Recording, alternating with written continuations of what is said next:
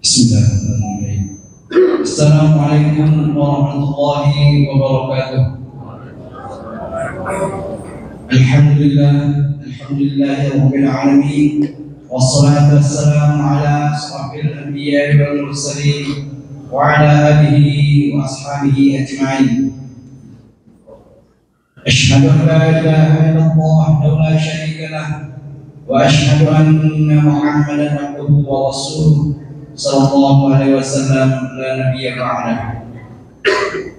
Segala puji dan syukur senantiasa kita panjatkan setinggi-tingginya kehadirat Allah Subhanahu wa taala yang selalu mencurahkan nikmat, rahmat dan hidayahnya kepada kita semua. Nikmat yang begitu besar, nikmat keimanan dan keislaman kita, hidayah, kesehatan dan kesempatan sampai saat ini kita masih diberinya kekuatan iman untuk terus beribadah dalam rangka mendapatkan keridhaan dari Allah Subhanahu wa taala. Selawat dan salam tercurah kepada tauladan manusia Nabi Muhammad sallallahu alaihi wasallam. Allahumma shalli ala Muhammad wa ala ali Muhammad. Bapak Ibu jemaah Masjid Dakwah yang insyaallah dirahmati Allah Subhanahu wa taala. Sebelum kita masuk kajian, ada sedikit pengumuman disampaikan bahwa pengumuman dari Masjid Baitul Amal insyaallah besok akan mengadakan taklim akbar di Masjid Baitul Amal Jalan Kurnia yang akan disampaikan oleh Al-Ustaz Ristawabi Batu Keameh. Di Al-Ustaz Ristawabi Batu Keameh akan mengisi tabligh akbar besok di Masjid Baitul Amal Ahad ba'da zuhur. Jadi pengurus Masjid Baitul Amal mengundang jemaah untuk sama-sama kita menyampaikan menghadiri kajian ilmu tersebut. Kemudian insyaallah pada subuh kali ini kajian ilmu kita akan disampaikan oleh Al-Ustaz Azra'i MPDI. Sebelumnya marilah kita buka kajian ilmu kita ini dengan membacakan basmalah. Bismillahirrahmanirrahim. Kepada Ustaz kami persilakan dengan salam.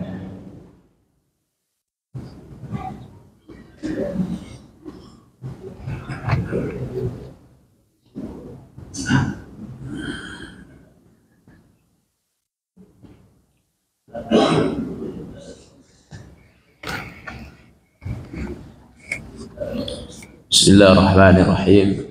Assalamualaikum warahmatullahi wabarakatuh.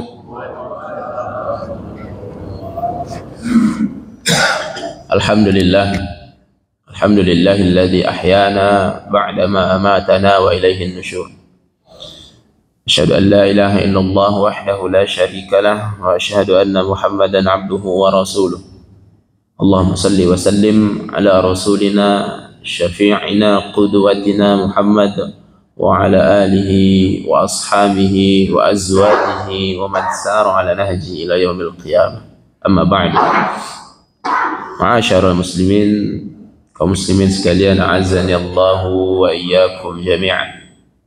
Alhamdulillah, puji syukur kita kepada Allah Azza wa Jalla dengan karunia Allah yang luar biasa banyaknya dan tak terhitung.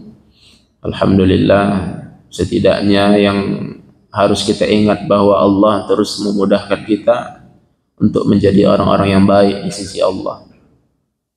Apa tanda bahwa kita sedang diberikan karunia, dijadikan sebagai orang yang baik di sisi Allah? Yaitu Rasul alaihi salatu wassalam menyampaikan, man yuridillahu bihi khairan yufaqqihhu fid din.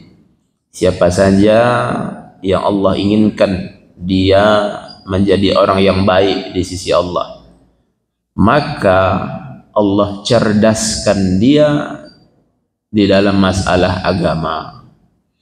Jadi bila mana kita faham, cerdas tentang hal-hal yang berkaitan dengan agama, maka ini adalah tanda bahwa Allah telah menginginkan kita menjadi orang yang baik di sisinya. Alhamdulillah kita dalam proses tersebut. Kemudian kita juga memohon kepada Allah semoga salawat beserta salam Allah selalu sampaikan kepada Rasul alaihi salatu wasallam. Bapak dan Ibu sekalian, a'azzani Allah wa iyyakum jami'an. Dalam menuntut ilmu ini, dalam mencari kebaikan dari Allah ini, tentu kita akan menemukan hal-hal barangkali belum pernah kita dengar, barangkali selama ini tak seperti itu yang kita lakukan, barangkali aneh dirasa, barangkali tak masuk akal rasanya. Tetapi Bapak dan Ibu dimuliakan Allah, apapun yang kita rasakan, kita harus berlapang dada, karena semua petunjuk yang kita bahas ini datangnya dari Allah dan Rasul. Apapun yang bersumber dari Allah dan Rasul itu pasti benar, pasti, tak ada keraguan sedikit pun, pasti benar. Nah, apabila kita meninggalkan itu, maka na'udzubillah, kita pun keluar dari jalan Allah dan Rasul. Bapak dan Ibu, coba kita tengok mukjizat yang paling besar yang Allah tinggalkan di dunia ini, yaitu Al-Quranul Karim. Al-Quranul Karim, di dalam Al-Quran dan di dalam istilah tafsir juga ada istilahnya nasakh, nasikh mansukh. Kalau dalam bahasa Arab itu direvisi. Di dalam Al-Quranul Karim yang sudah sering kita dengar, ada beberapa kali revisi hukum terhadap beberapa hukum. Yang paling sering kita dengar adalah hukum khamar. Hukum khamar, ketika di awal-awal Islam berkembang, didakwahkan oleh Rasulullah, khamar itu Allah ceritakan, yas'alunaka 'anil khamri wal maisir. Mereka bertanya kepada engkau wahai Muhammad tentang hukum khamar dan maisir. Qul fihima ismun kabir. Katakanlah wahai Muhammad, di dalam dua hal tadi itu ada dosa yang besar. Wa manafi'u linnas, dan ada manfaatnya untuk manusia. Nah, jadi awalnya artinya khamar tadi ada manfaatnya. Apa manfaatnya? Untuk berdagang. Apa manfaatnya? Untuk menghangatkan tubuh mungkin ketika cuaca dingin. Wa ismuhuma akbaru min naf'ihima. Dosanya lebih besar daripada manfaatnya. Lalu ketika ada di antara kita, umpamanya saudara kita mengambil hadis ini untuk minum khamar, nah pocu apa mas minum tua, kata Allah ada manfaatnya. Nah, ini salah nih.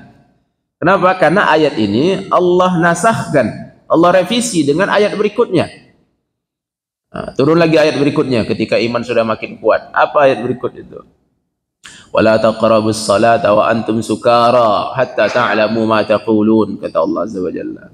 Jangan kalian dekati salat ketika kalian dalam keadaan mabuk, sampai kalian menyadari apa yang kalian ucapkan. Oke, kita tengok Pak Bu. Habis subuh sampai zuhur ada waktu untuk mabuk itu. Orang bekerja, jadi nggak mungkinlah mabuk di situ. Zuhur ke asar, waktunya dekat.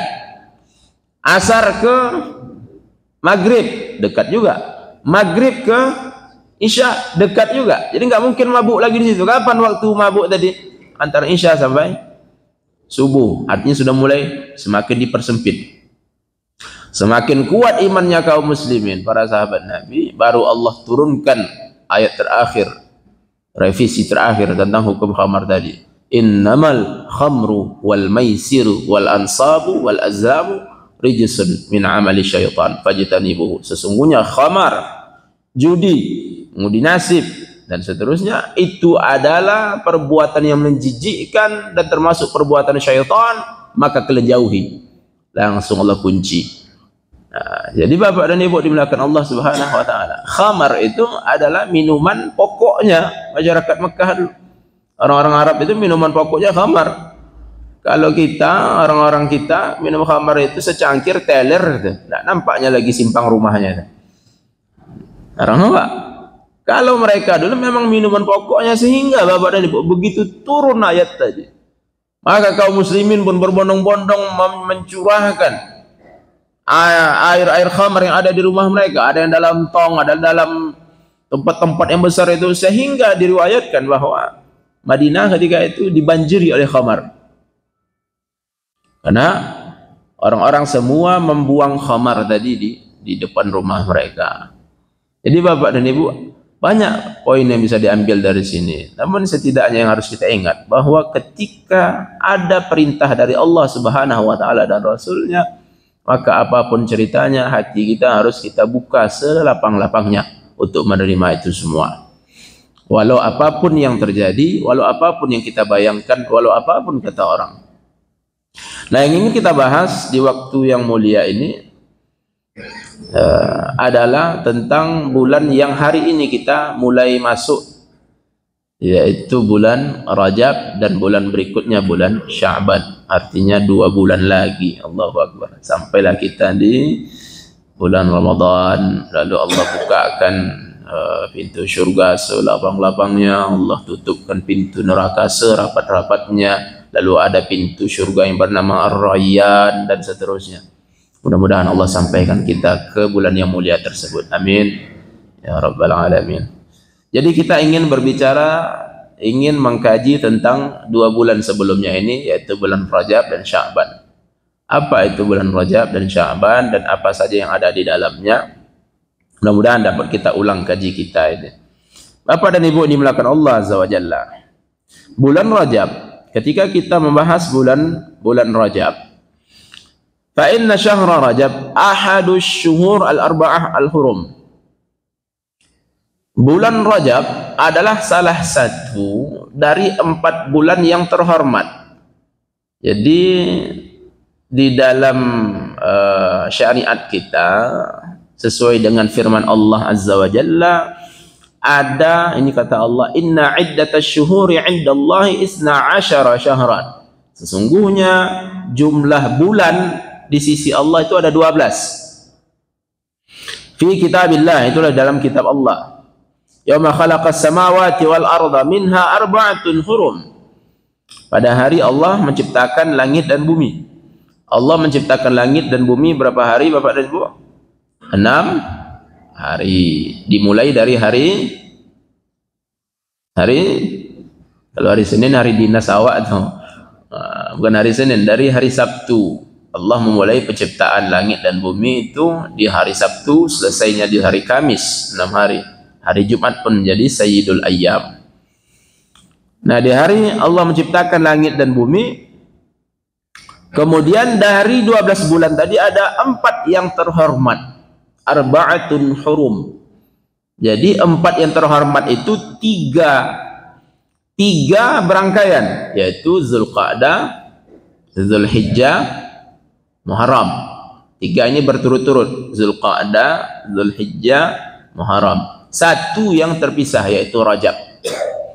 Jadi Rajab, terjawablah bahwa Rajab adalah bulan yang terhormat.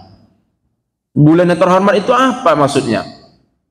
Artinya Bapak dan Ibu, bulan yang terhormat ini sudah dari masa Nabi Ibrahim alaihissalam sampai di masa Rasulullah.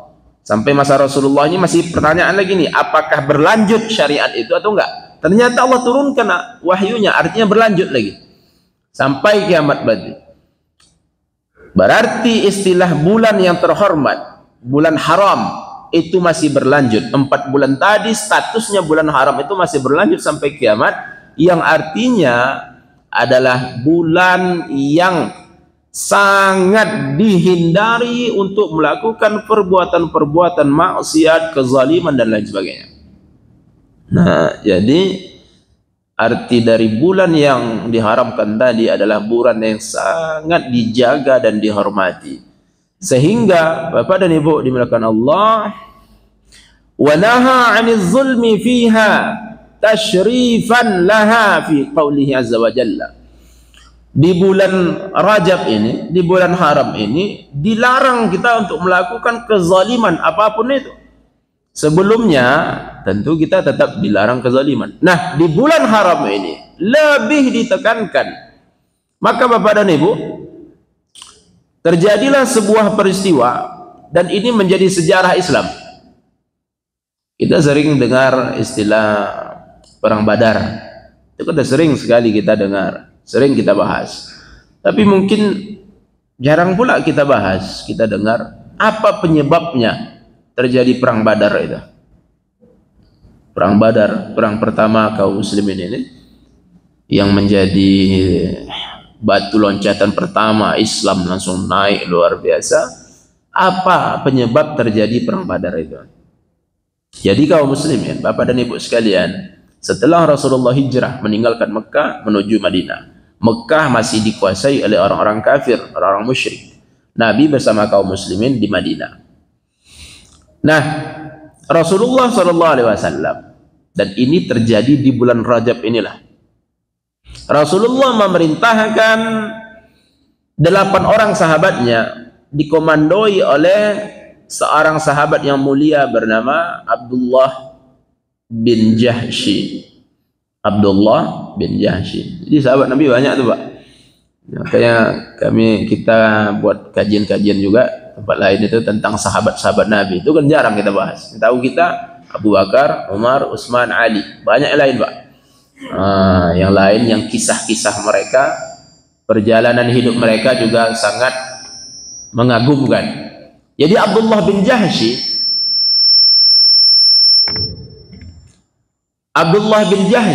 beliau adalah sahabat Nabi yang mulia.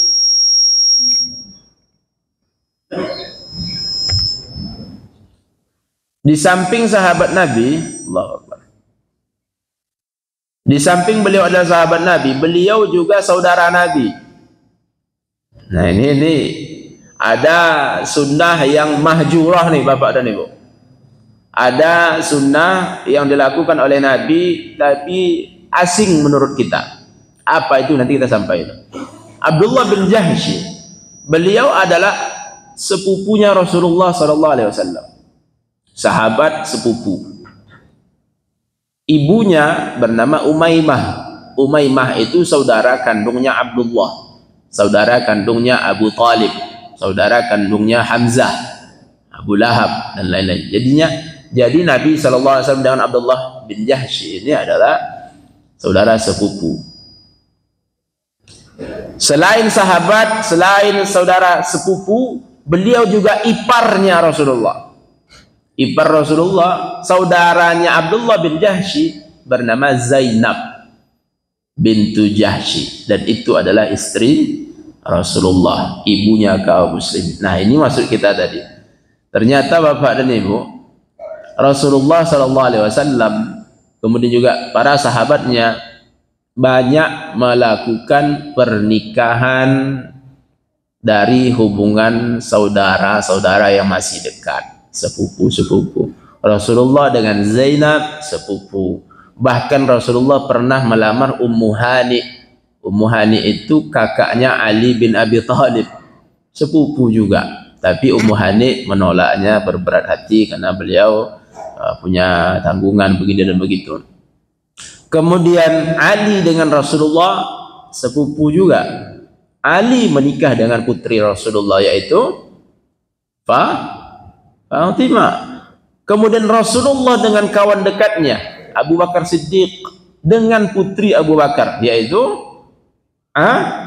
Aisyah. Kemudian Rasulullah dengan Umar bin Khattab, teman sangat dekat. Lalu Rasulullah menikah dengan putrinya Umar bin Khattab yaitu Hafsah. Sehingga Abdullah bin Umar itu, anaknya Umar, banyak meriwayatkan hadis karena kakaknya adalah istri Rasulullah. Jadi Bapak Ibu, ini adalah sunnah mahjurah ini. Sunnah yang mulai tertinggal. Kaum muslimin saat sekarang tuh banyak diantara kita merasa asing dan aneh, nggak enak nikah sepupu itu. Padahal apa hikmahnya? Kenapa banyak dilakukan oleh para sahabat Nabi bahkan Rasulullah? Hikmahnya sangat banyak, diantaranya adalah bila saudara atau sepupu masih hubungan dekat tadi, maka kita kenal dengan orang itu, kenal kita keturunannya, kenal kita bagaimana akhlaknya, kenal kita bagaimana agamanya, hartanya, kita kenal semuanya. Tapi kalau orang lain, Mbak, maaf nanti melamar, naik mobil sporty tinggi, Masya Allah, awak terima, rupanya rental. Nangis sudah ada. Banyak kejadian. Ada orang kaya datang melamarnya, Masya Allah, lalu bahagia. Sudah menikah, maaf, kerjaannya mancilok, kata orang itu. Makan, lolok, itu kan. Itu kerjaan, nggak tahu bekerja sama sekali. Kenapa? Nggak kenal. Maka inilah banyak dilakukan oleh kaum muslimin. Jadi Bapak dan Ibu dimuliakan Allah Subhanahu wa taala, bila ada terjadi di tengah kita sini udah belajar, itu tujuan kita belajar tadi. Maka kita jangan merasa asing, merasa aneh, enggak usah. Bahkan kita harus dikagumi, Masya Allah. Dia bisa melakukan apa yang dilakukan oleh Rasulullah sallallahu alaihi wasallam. Nah, kita kembali ke peristiwa Abdullah bin Jahsy. Jadi Rasulullah mengutus Abdullah bin Jahsy bersama para sahabatnya tadi, 8 orang mereka berangkat untuk memata-matai rombongan kufilah, rombongan perniagaan masyarakat Mekah yang sedang melintas antara Syam dengan Mekah. Jadi kan orang-orang Mekah itu masih berdagang, dia ke Syam membawa barang-barang dagangan mereka. Boleh jadi dibawa dari Mekah ke Syam, boleh jadi yang dari Syam dibawa ke Mekah. Rasulullah utus 8 orang tadi, dikomandoi oleh sepupunya tadi, Abdullah bin Jahsy. Rasulullah titip surat. Jangan dibuka surat ini, tapi ingat, surat ini bukan Rasulullah yang nulis, karena Rasulullah tidak bisa baca dan tulis. Nabi kita ummi, yang nulisnya tentu orang lain. Nah, jangan dibuka surat ini sampai kalian sampai di sebuah daerah, nanti di sana ada pohon kurma, sampai di sana baru kalian buka. Tanda daerahnya ini. Begitu dibuka, ternyata pesan dari Rasulullah adalah untuk memata-matai. Itu saja, mata-matai. Lalu rupanya ketika itu melintaslah rombongan kufilah membawa perniagaan, barang-barang perniagaan orang-orang Mekah tadi. Pak, Bu, ini Rasulullah, ini sahabat Nabi baru hijrah. Termasuk Abdullah bin Jahsy tadi. Beliau baru hijrah dari Mekah ke Madinah. Orang hijrah itu, Pak, harta bendanya tinggal, nggak bisa dibawa. Tinggal, nggak bisa dibawa. Jadi makanya ketika Abdullah bin Jahsy, sepupu Rasulullah dulu, dia orang kaya itu di Mekah. Itu daerah rumah komplek dia itu daerah-daerah kaya. Begitu dia hijrah, ditinggalkannya rumahnya. Masuklah Abu Jahal, Umayyah bin Khalaf dan konco-konconya, keluar masuk mereka ke rumahnya Abdullah bin Jahsy. Jadi dia memain-mainkan apa yang ada di dalam rumah Abdullah bin Jahsy tadi. Dikuasainya lah semua aset-aset yang ditinggalkan oleh para sahabat Nabi tadi. Nah, begitu melintas kendaraan tadi, rombongan tadi, datanglah Abdullah bin Jahsy mengajak sahabat yang lain bermusyawarah. Ini harta kita tertinggal di Makkah, mereka ambil. Harta kita yang tinggal di Makkah, mereka ambil. Nah, sekarang mereka membawa harta yang banyak. Ini tak lain, ada hak kita pula di sini, kata Abdullah bin Jahsy. Nah, bagaimana kalau seandainya kita rebut semua harta yang ada di sini? Kita rebut rombongan ini tadi, kita ambil harta-hartanya. Sebagian menolak, jangan, karena perintah Rasulullah hanya memata-matai. Setelah mereka diskusi-diskusi, akhirnya Abdullah bin Jahsy bersikeras untuk menyerang tadi, merebut. Tak bisa tunggu lagi setelah diskusi-diskusi. Kalau ditunggu, kenapa? Kalau ditunggu, ini mereka lewat ini pas di bulan Rajab, di akhir bulan Rajab, mau masuk bulan Syaban, besok baru Syaban. Nah, Rajab ini tadi bulan haram. Saking haramnya, saking terhormatnya bulan Rajab tadi, bulan haram ini dilarang berperang. Makanya tidak ada peperangan, tidak ada pembunuhan, tidak ada kezaliman, sangat dilarang, dijaga keras oleh masyarakat ketika itu, baik orang-orang kafir, orang-orang musyrikin maupun orang Islam. Nah, gimana caranya ini? Ini hari terakhir nih bulan Rajab ini. Kalau enggak kita cegat itu, kita tunggu sampai besok, berarti mereka udah jauh, nggak bisa lagi kita kejar. Akhirnya Abdullah bin Jahsy pun memberanikan diri, ayolah, bismillah, kita serang saja, kita rebut. Direbutlah oleh Abdullah bin Jahsy, ada yang terbunuh, ada yang tersandera, kemudian hartanya tadi pun menjadi rampasan. Dibawa pulang oleh Abdullah bin Jahsy ke Madinah. Sampai ke Madinah, ternyata langsunglah marah Rasulullah sallallahu alaihi wasallam. Dan benar, itulah jadi berita yang digoreng oleh orang-orang kafir di Makkah. Tengok tu Muhammad, tengok tu pengikut Muhammad. Mereka telah mencoreng menodai bulan haram. Nah, mereka menumpahkan darah, mereka membunuh, mereka menawan, mereka merebut harta orang. Lalu begitu sampai di Madinah tadi, Rasulullah memang marah kepada Abdullah bin Jahsy tadi, saudara sepupunya. Bukankah aku hanya menyuruh untuk mengawasi, kata Rasulullah. Lalu tawanan tadi dibiarkan oleh Rasulullah terikat di Masjid Nabawi. Harta tadi tak dicolek oleh Rasulullah. Abdullah bin Jahsy dan para teman-temannya tadi, sahabat tadi, merasa suntuk, galau. Kenapa Bapak Ibu? Yang marah ini Rasulullah. Yang marah ini bukan orang-orang biasa. Rasulullah itu kalau marah tak lain itu dosa besar. Nah, ini tanda-tanda neraka ini. Ini Rasulullah langsung. Itulah membuat mereka khawatir, membuat mereka tak tenang terus-terusan. Setelah beberapa waktu, lalu datanglah Rasulullah sallallahu alaihi wasallam menyampaikan bahwa Allah telah menurunkan wahyu langsung dari langit. Dari atas sana Allah sampaikan kepada Rasulullah, yas'alunaka 'anil syahril harami qitalin fi. Mereka bertanya kepada engkau wahai Muhammad tentang bulan-bulan yang diharamkan untuk peperangan di dalamnya. Qul qitalun fihi kabir. Katakanlah wahai Muhammad, sesungguhnya peperangan di bulan itu tadi adalah hal yang besar, hal yang dahsyat, hal yang bukan main-main itu, berperang di dalam bulan haram. Qul qitalun fihi kabir wa saddun an sabilillahi wa kufrun bihi wal masjidul akbar wa apa tadi wa kufrun bihi wal masjidu afwan, setelah itu tadi itu lalu Allah pun sampaikan, katakanlah wahai Muhammad, qul qitalun fihi kabir, katakanlah bahwa peperangan di dalam bulan haram tadi adalah perbuatan yang besar.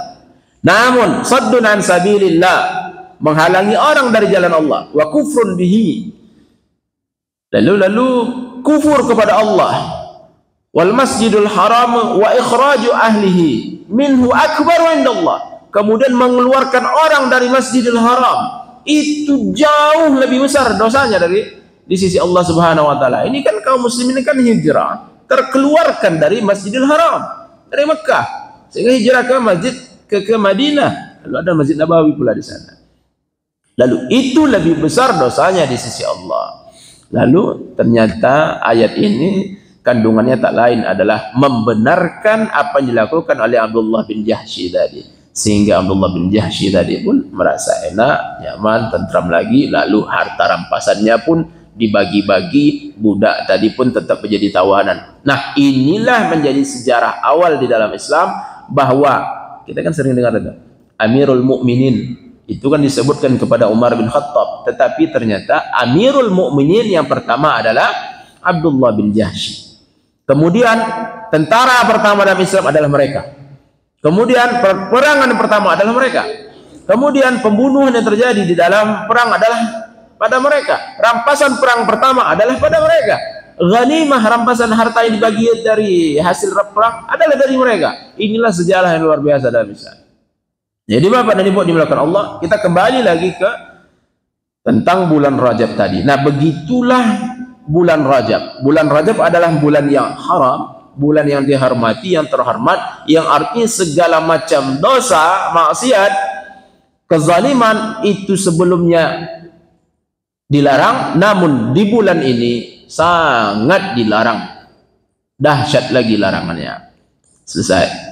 Lalu pertanyaannya, apakah amalan yang ada di dalam bulan Rajab ini? Apa pula yang kita lakukan di dalam bulan Rajab ini, Bapak dan Ibu?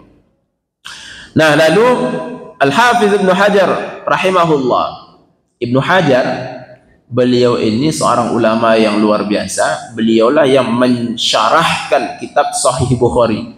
Hadis Sahih Bukhari itu disyarahkan oleh Ibnu Hajar. Nah, Ibnu Hajar mengatakan nih Bapak Ibu, artinya beliau memiliki keilmuan hadis yang luar biasa. Ibnu Hajar mengatakan, lam yarid fi fadli syahri Rajab wala fi siyamihi wala fi siyami syai'un minhu muayyanun wala fi qiyami lailatin makhsusatin fihi hadisun sahihun yasluhu lil hujjah. Ibnu Hajar mengatakan bahwa tidak ada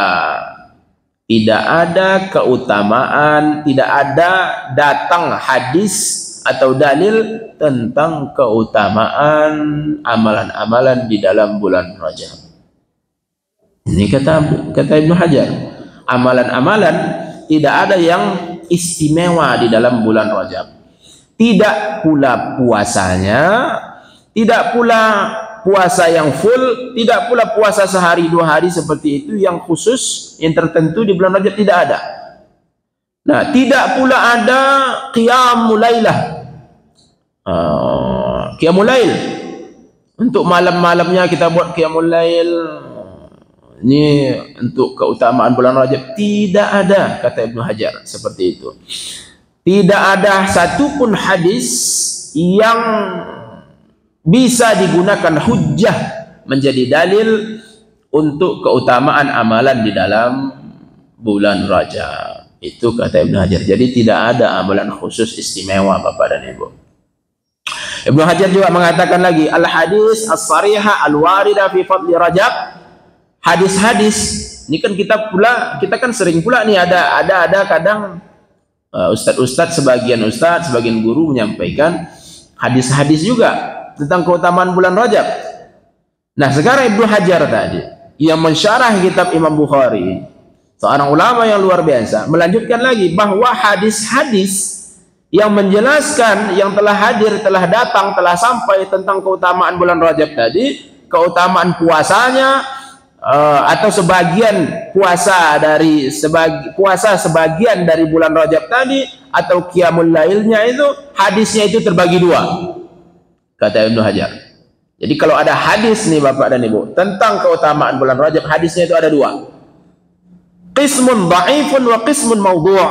Sebagian hadisnya itu, ini dari 2 itu. Yang pertama, hadis tentang keutamaan bulan Rajab tadi, yang pertama itu selalu hadis yang dhaif, yang lemah. Yang kedua, hadis maudhu', hadis palsu. Jadi hadis tentang keutamaan amalan di dalam bulan Rajab adalah hadis-hadis yang lemah dan palsu. Tidak ada hadis-hadis yang sahih. Nah, banyak hadisnya ini. Ibnu Hajar mengumpulkan ada 11 hadis yang lemah, ada 21 hadis yang palsu. 11 hadis lemah, 21 hadis yang palsu.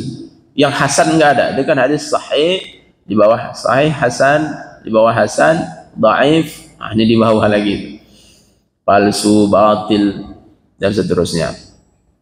Di antaranya ada hadis yang dhaif, inna fil jannah nahran yuqalu lahu Rajab. Sesungguhnya di surga ada sebuah sungai yang disebut dengan sungai, nama sungai tadi sungainya Rajab. Ini hadis yang lemah.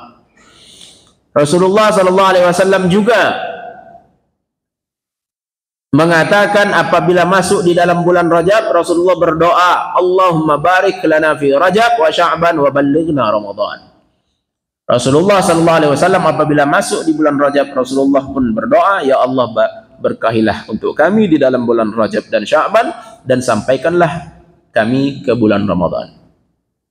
Ini adalah hadis yang dhaif, lemah. Lalu apa hukumnya berdoa dengan itu, Pak, Bu? Ketika kita meyakini ini adalah hadis, maka situlah masalahnya, karena ini adalah hadis yang dhaif, yang lemah. Yang hadis yang lemah artinya tidak benar dari Rasulullah. Tuh, selesai. Bahwa kalau ada hadis lemah, maka kita harus pahami bahwa itu tidak benar dari Rasulullah. Namun bila kita berdoa, yang namanya doa sah-sah saja. Bagaimanapun doa kita sah-sah saja. Mau kita minta kepada Allah, ya Allah berkahilah bulan Ramadan ini untukku, ya Allah berkahilah bulan Muharram ini untukku, ya Allah berkahilah bulan Zulhijjah ini untukku. Enggak ada masalah. Kemudian ya Allah sampaikanlah aku ke bulan Ramadan. Enggak masalah. Karena itu dalam bentuk doa. Jadi kita meminta kepada Allah, ya Allah sampaikanlah kami ke bulan Ramadan. Enggak ada masalah. Tetapi bila kita meyakini itu hadis, maka situlah masalahnya. Karena itu adalah dhaif, dan dhaif tidak sah dari Rasulullah SAW, tidak benar. Jadi kalau untuk berdoa silakan.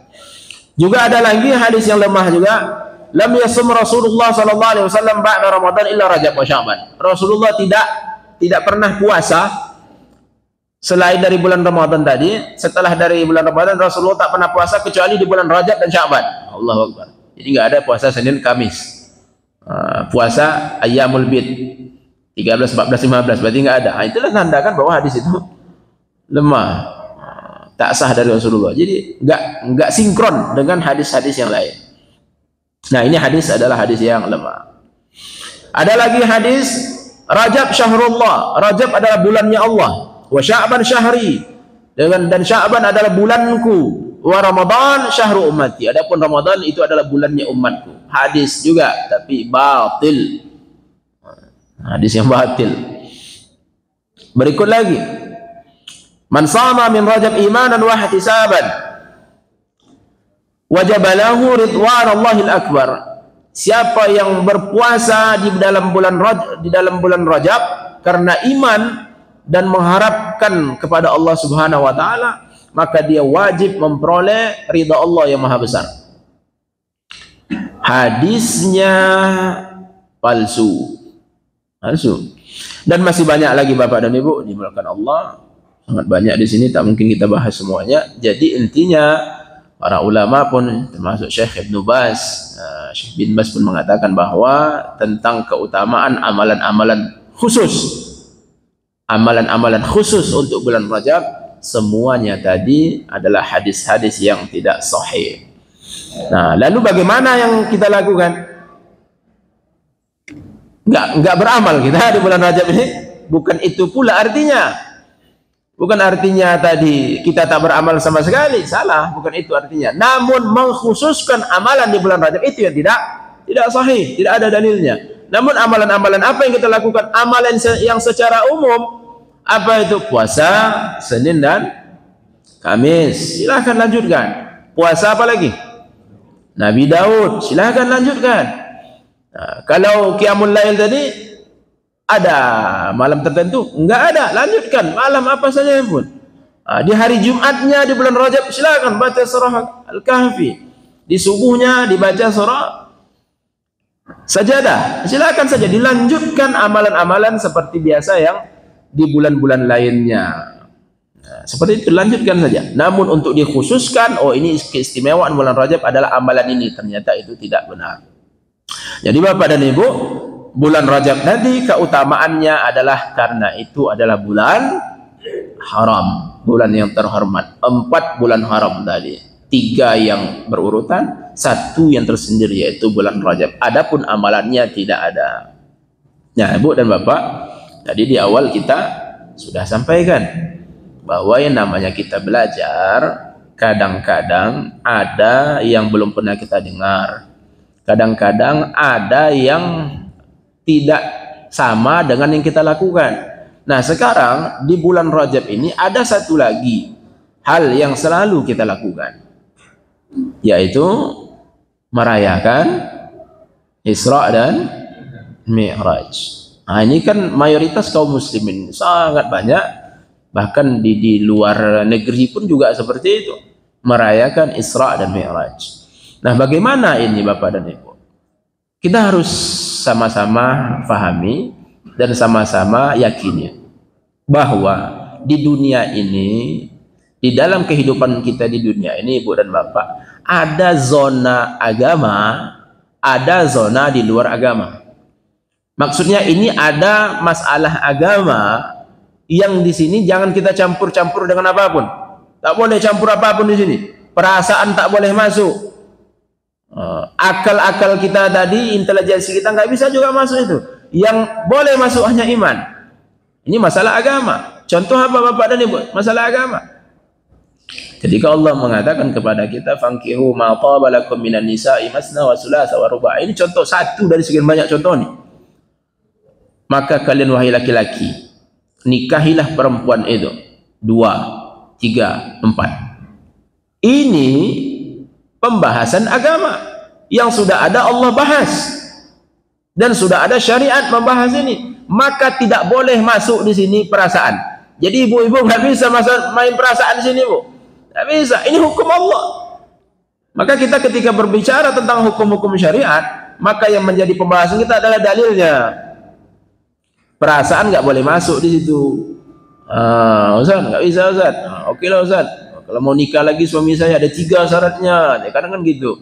Yang pertama, belikan mobil saya. Yang kedua, buatkan rumah saya. Oke, kata suami. Yang ketiga, langkahi mayat saya. Nah, itu yang nggak bisa. Jadi kadang seperti itu. Jadi Bu dan Bapak, di dalam masalah syariat, akal harus tunduk, perasaan harus tunduk, segala macam harus tunduk. Pembunuh di dalam syariat hukumnya di qisas.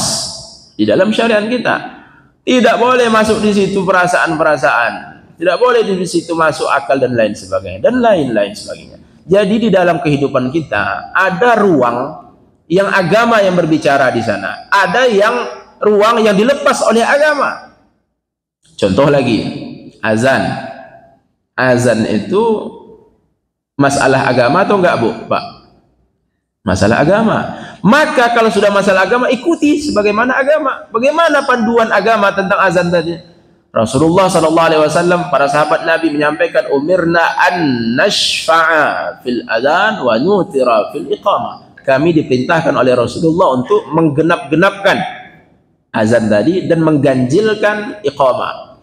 Lalu ada nantinya hadis riwayat Bukhari dan Muslim juga, ada ketika hayya 'alas shalah dan hayya 'alal falah, muazin itu dia mengarahkan kepalanya, mengarahkan mulutnya ke arah kiri dan kanan.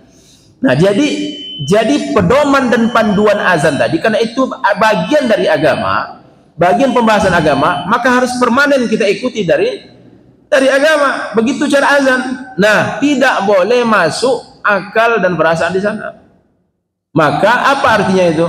Maka tidak benar bila azan tadi kita tambah dengan innallaha wa malaikatahu yusalluna 'alan nabi. Enggak ada itu azan seperti itu.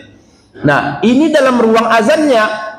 Lalu datang pembahasan, Bu, Pak, itu mic itu bagaimana? Kan enggak ada di zaman Rasulullah. Mic itu di luar dari azan. Artinya seandainya masyarakat kita ini rumahnya ini di sekeliling masjid kita ini enggak pakai mic kita itu, enggak masalah. Kan enggak masalah itu. Atau mati lampu, azan juga kita nggak pakai mic, nggak ada masalah. Itu di luar dari azannya, maka nggak masalah mau pakai mic mau tidak. Nah, baju kita, pakaian kita, apa yang dibahas oleh agama dalam baju kita ini tadi? Harus menutup aurat, tidak ada tasyabbuh menyerupai orang kafir. Yang perempuan harus menutup auratnya, jangan sampai membentuk tubuhnya. Yang laki-laki jangan sampai ada harir. Apa itu harir? Sutra. Apalagi tidak memakai emas. Kemudian kalau bisa celananya dibuat di atas mata kaki. Walaupun ada di situ pembahasan lainnya, tetapi lebih baik kita tinggikan celana kita di atas mata kaki. Pas-pas mata kaki, alhamdulillah. Nah, jadi Bapak dan Ibu, ini ruangnya yang dibahas oleh agama. Oke. Di luar dari itu terbuka. Apa itu? Mau pakai batik, mau pakai katun, mau pakai gamis, mau pakai jubah. Nah, beginilah cara kita memahami agama, Bapak dan Ibu. Jadi di dalam agama kita ini yang harus kita pahami bahwa ada ruang agama yang tak boleh ada campur di sana. Ikuti total apa yang petunjuk dari Allah dan Rasulnya. Di luar dari agama, maka silahkan saja. Nah, kita kembali lagi ke pembahasan kita. Hari raya dulu Rasulullah SAW pernah bertanya dengan para sahabat bahwa mereka ketika itu ada merayakan, ada hari besar di tengah mereka. Lalu Rasulullah bertanya, Apa yang kalian lakukan hari ini? Hari ini adalah hari raya, wahai Rasulullah. Kami melakukan begini dan begitu, seperti ini biasanya. Lalu dijawab oleh Rasulullah, laqad abdalakumullahu khairan minhu. Sesungguhnya Allah telah mengganti hari raya tadi. Perayaan yang kalian buat itu tadi, hari besar kalian tadi, telah Allah ganti yang lebih baik dari itu. Itulah menjadi hari raya Idul Fitri dan Idul Adha. Nah, jadi Bapak dan Ibu dimulakan Allah Azza wa Jalla. Begitulah konsepnya. Nah, termasuk dari segi Isra dan Mi'raj.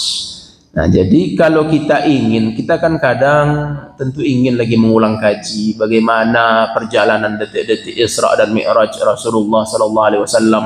Begitu luar biasa. Surah An-Najm Allah ceritakan itu, laqad ra'a min ayatihil kubra. Rasulullah telah melihat di dalam Isra dan Mi'raj itu ayat-ayat Allah yang sangat besar, banyak yang dilihat oleh Rasulullah. Ingin kita kaji ulang lagi, maka ada baiknya kita buat dengan judul Tabligh Akbar, bukan judulnya merayakan.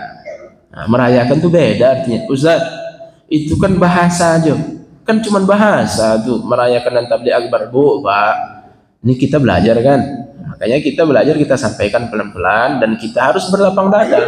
Walaupun nanti juga ada mungkin ustadz yang lain berbeda yang dengan kita sampaikan, tapi ibu dan bapak sendiri silakan disaring dan dicerna. Jadi bapak dan ibu, bahasa kita masuk Islam dengan bahasa, Pak. La ilaha illallah jadi Islam dia.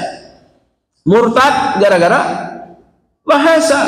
Suami istri halal, laki-laki dengan perempuan halal gara-gara bahasa. Di awal juz 28 surah Al-Mujadalah ada seorang suami yang diberi sanksi oleh Allah langsung di masa Rasulullah. Rasulullah sanksi itu suami dengan dia wajib memerdekakan budak. Kalau nggak ada budak, maka dia wajib puasa 2 bulan. Bila nggak juga sanggup, maka dia wajib memberi makan 60 orang. Apa penyebabnya orang ini disangsi, sahabat ini disangsi? Ternyata penyebabnya adalah sahabat ini melakukan yang namanya zihar. Rasanya pernah kita dengar tuh, Bu, Pak, kan? Zihar. Kalau belum, mudah-mudahan kita sampai nanti ke pembahasan itu. Zihar itu adalah menyerupakan istrinya dengan mahramnya, dengan ibunya, dengan adiknya, dengan saudarinya, dengan ibunya, disamakannya. Ditengoknya kan pipinya, hidungnya, mata istri tadi. Hidung kamu kok mirip kayak hidung ibu. Keluar kalimat seperti itu. Nah, itu ternyata perbuatan yang diharamkan dalam Islam. Menyerupakan bagian tubuh dari istri tadi kepada ibu kita. Itu namanya zihar. Sanksinya berat. Langsung sanksinya memerdekakan budak, atau puasa 2 bulan, atau memberi makan 60 orang. Nah, Bapak dan Ibu, penyebab zihar tadi apa? Bahasa. Apalah masalah bahasanya? Itulah bahasa, Bapak dan Ibu. Maka kita ada baiknya ketika kita ingin mengkaji tadi, ada baiknya kita buat temanya adalah Tabligh Akbar. Kita kajian ingin membahas full bagaimana selesai, bagaimana Isra dan Mi'raj Rasulullah sallallahu alaihi wasallam.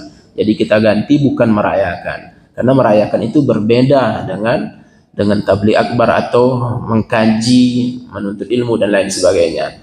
Nah, jadi Bapak dan Ibu dimulakan Allah Azza wa Jalla, itu adalah bulan Rajab. Jadi bulan Rajab tidak ada amalan spesial di dalamnya, namun bulan Rajab adalah bulan hurum, bulan yang terhormat di antara 4 bulan tadi. Adapun bulan Sya'ban. Nah, bulan Sya'ban Bapak dan Ibu, Rasul alaihi salatu wasalam telah menyampaikan kepada kita dalam hadis yang diriwayatkan oleh Imam Bukhari dan Muslim bahwa tu'radul a'malu fi kulli yaumi khamis wa itsnaini fayaghfirullahu azza wa jalla fi dzalikal yaum.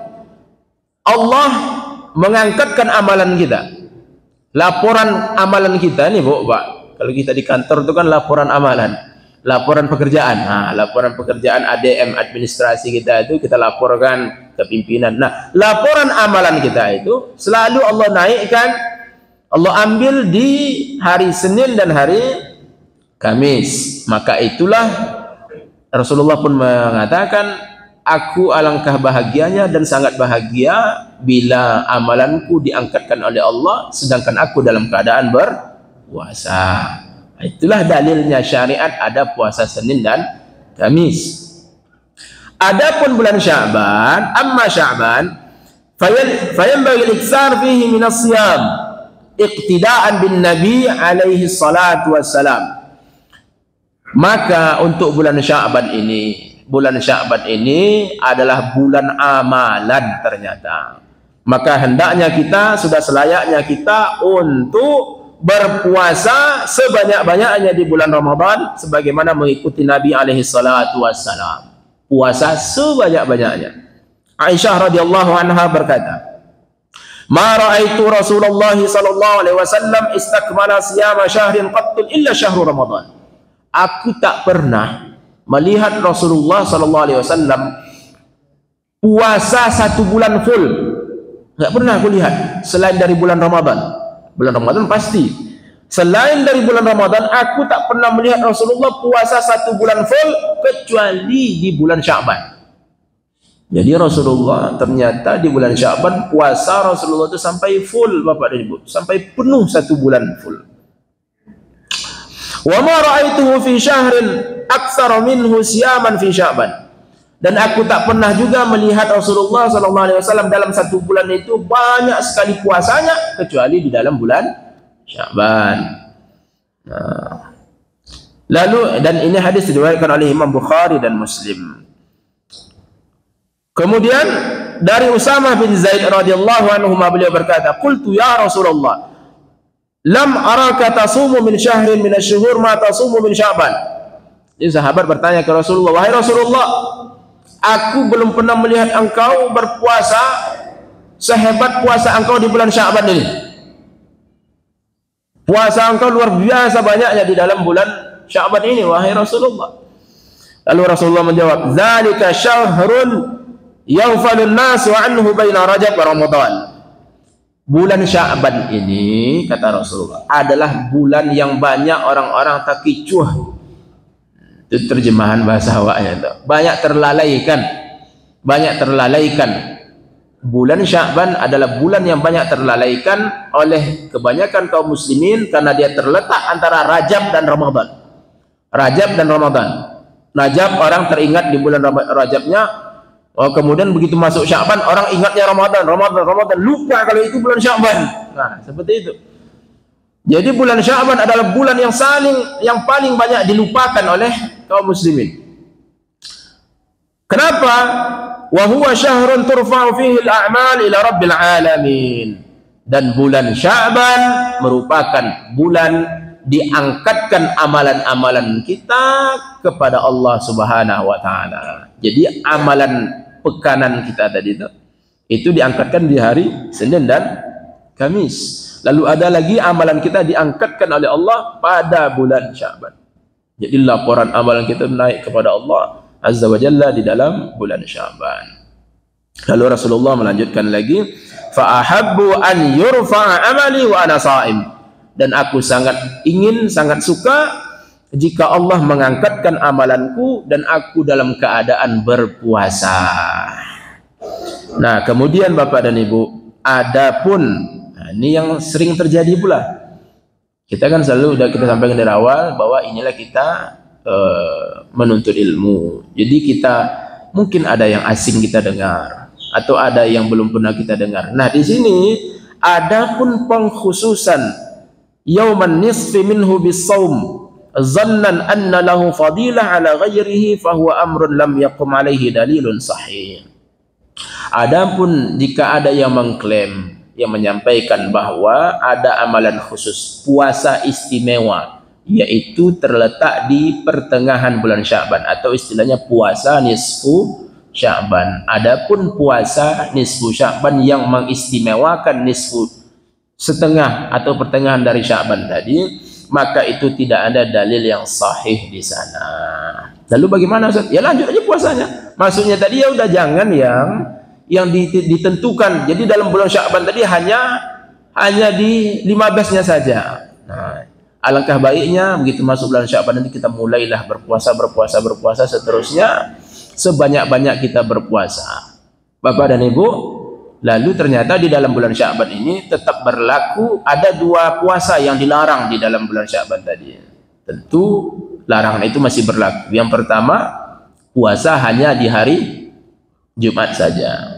Jadi puasa kita ini tadi ya karena tentu fisik kita berbeda, kemudian semangat kita juga. Kadang kita di hari Jumat itu datang pula semangat kita untuk puasa.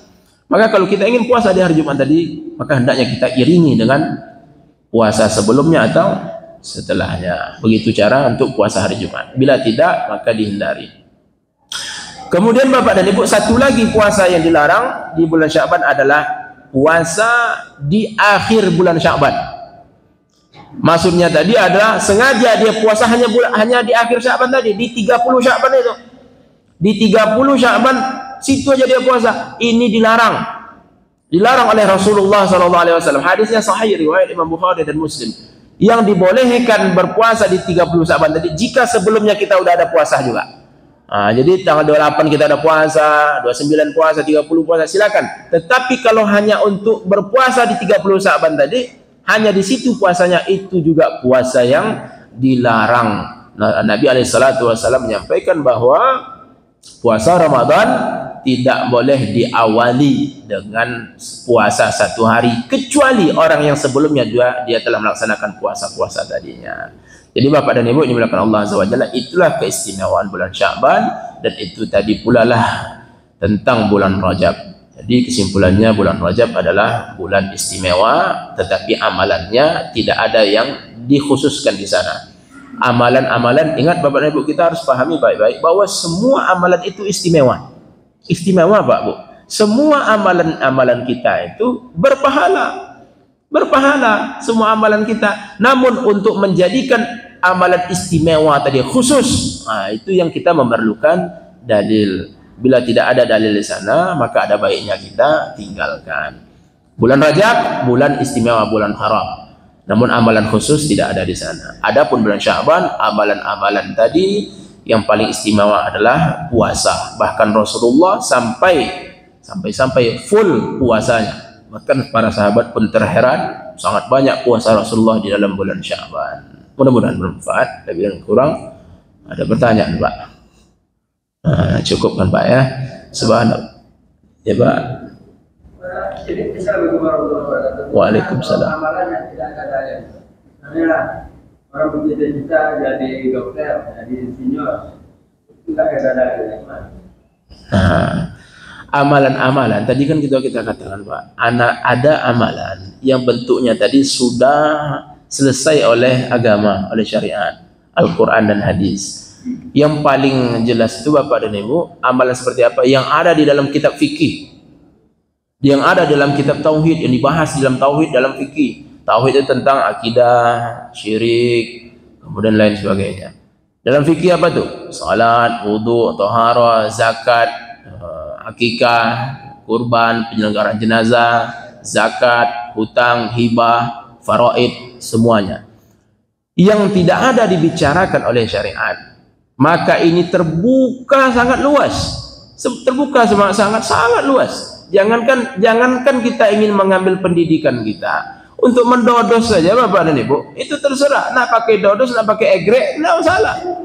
Itu tidak ada pengkhususan di sana, karena ini masalah yang tidak ada dibahas oleh agama, maka terbuka seluas-luasnya di sana. Untuk pendidikan juga seperti itu, terbuka seluas-luasnya di sana. Tapi kita harus ingat, walaupun terbuka, ada rambu-rambunya.